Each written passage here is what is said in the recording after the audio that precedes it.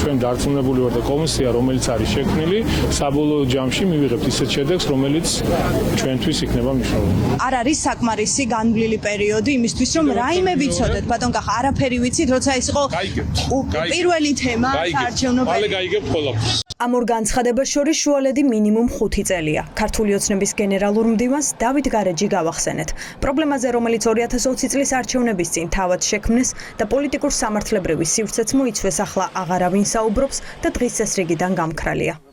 ავილოდოთ მოვლენებს. რა ინფორმაცია გაქვთ? პროგრესი არის ამ მიმართულებით. 5 წელია აზერბაიჯანს ასევე ჩაკეტილი აქვს საქართველოსთან საზღვარი და მოქალაქეებს გადაადგილება უჭირთ. კიდევ ერთხელ ვიმეორებ, საუბრობენ ოცნების ლიდერები. სახელმწიფო ინტერესებიდან გამომდინარე, თავ შევიკავებ რაიმე კონკრეტიკაზე ვისაუბრო, თუმცა ყველაფერი იქნება ცხადიდან ნათელი. აღმოჩნდა, რომ ეს საარჩევნო საკითხი იყო. ძალიან მალე გაიგებთ ყველაფერს მერცხმუნდე. დავით გარეჯის საკითხზე კითხვა თავად ქართული ოცნების ლიდერების აზერბაიჯანში გახშირებულმა ვიზიტებმა გააჩინა. ილჰამ ალიევს მიხელ ყაველაშვილი გუშინ ბაქოში შეხვდა. აზერბაიჯანის პრეზიდენტს ერთი კვირის წინ თურქეთში ესაუბრა ირაკლი კობახიძე.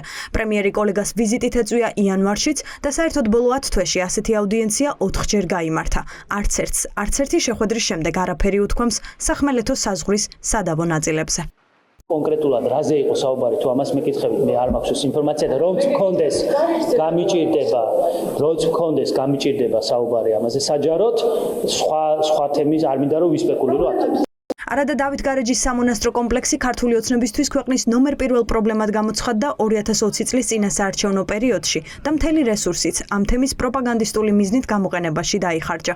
გარეჯის საქართველოს შემქმნელებმა წინა ხელისუფლება გარეჯის აზერბაიჯანისთვის გადაცემაში დაადანაშაულეს და ივერი მელაშვილი და ნატალია ილიჩოვა დააკავეს. მათი ცილისწამება და მოღალატეებად შერაცხვა იყო სოციალურ ქსელში მათი დისკრედიტაციის მთავარი ხაზიც. არჩევნების შემდეგ ამ საკითხის მიჩქმელვა დღეს ოცნების იმდროინდელ ინტერესს საბოლოოდ ადასტურებს. Ვითომ ქართულ ოცნებას ეს წინასაარჩევნო პერიოდში სჭირდებოდა ეს საკითხი. ამ საკითხის წამოწევა და ვითომ სააკაშვილის ხელისუფლებამ რაღაცა ის აზერბაიჯანელებს მისცა და შემოაგდეს ეს თემა დავით გარეჯითól. დავით გარეჯის მონაკვეთი ამ საქმეში რეალურად არ ფიგურირებს, შეუთანხმებელია. მათ ურთიერთობა მაშინ აზერბაიჯანთან გაიფუჭეს, ასე ვთქვათ, ეს რუსეთის შემოგდებული თემა იყო, აზერბაიჯანს უთხრეს მაშინ, რომ გაგვაჩნია პრაქტიკულად ტერიტორიული პრეტენზიები წაუყენეს ქვეყანას. როგორ უნდა შემოაბრუნოს სიტუაცია? ამათგან ეს წარმოუდგენელია. აზერბაიჯანის პრეზიდენტთან შეხვედრა იმითაც აიხსნება, რომ სამეზობლოს და ავტორიტარული რეჟიმების გარდა ოცნება სხვა არავინ ესაუბრება. თუმცა საინტერესოა იყენებს თუ არა ამ შეხვედრებს ის როგორც შესაძლებლობას, რომ მთავარი პრობლემები გადაწყდეს. საზღვრის საკითხი ისევ მოუგვარებელია. აზერბაიჯანს დღემდე დაკეტილი აქვს საქართველოსთან სახმელეთო საზღვარი. მოქალაქეებს და მომლოცველებს გადაადგილება 5 წლის წინ COVID პანდემიის გამო შეუზღუდეს და დღემდე გრძელდება. ჩაკეტილ საზღვარს ფინანსური დანაკარგიც ახლავს. თუ ესეთი თავგადაკლული მეგობრობა ორ მმართველს და ორ ლიდერს შორის, რა თქმა უნდა, საზღვრების დემარკაცია და საბოლოოდ დაფიქსირება უნდა იყოს ყველაზე მთავარი საკითხი დღის წესრიგში. დღეს აზერბაიჯანთან რამდენადაც ჩემთვის ცნობილია, ძირითადად გარდა იმისა, რომ ყაველაშვილი სხვა არავინ არ ხვდება, მე მგონი გარდა რაღაც ასეთი ტიპის ქვეყნებისა, აზერბაიჯანისთან ქართულ ოცნებაც ცდილობს რაღაცნაირად მიაწვდინოს ხმა, თქვა იქ ბრიტანეთს, ამერიკის შეერთებულ შტატებს, რომ არ დაასანქციონოს. მე დარწმუნებული ვარ, რომ მოხერხდება საბოლოო ჯამში შეთანხმების მიღწევა მათ შორის დელიმიტაციის და დემარკაციის კუთხითაც.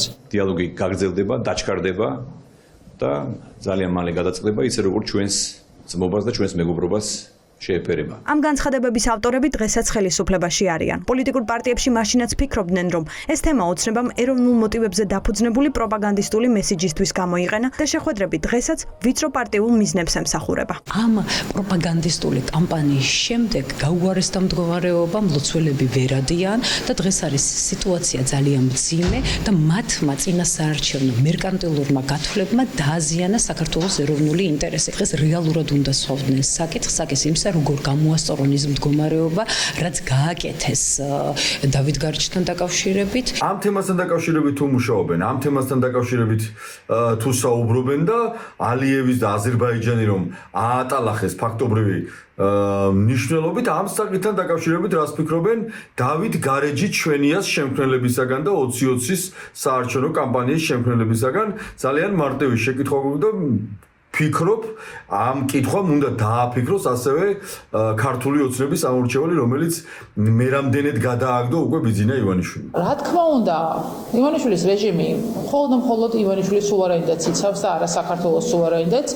წინააღმდეგ შემთხვევაში არანაირი საუბრები დავით გარეჯის სადაო ტერიტორიაზე, რომელიც საბჭოთა მემკვიდრეობაა და ეს ყველაფერი წარსულს უკავშირდება, არ მომხდარა. შესაძლოა თემის სენსიტიურობა მუდმივ საუბარს არ საჭიროებდეს და მეგობარ სახელმწიფოსთან სიფრთხილესაც მოითხოვდეს, თუმცა ფაქტია, რომ პრობლემაზე ოცნება საერთოდ აღარაფერს ამბობს. ეს კი ის შემთხვევაა, როცა მათი დუმილი უფრო მეტის მთქმელია.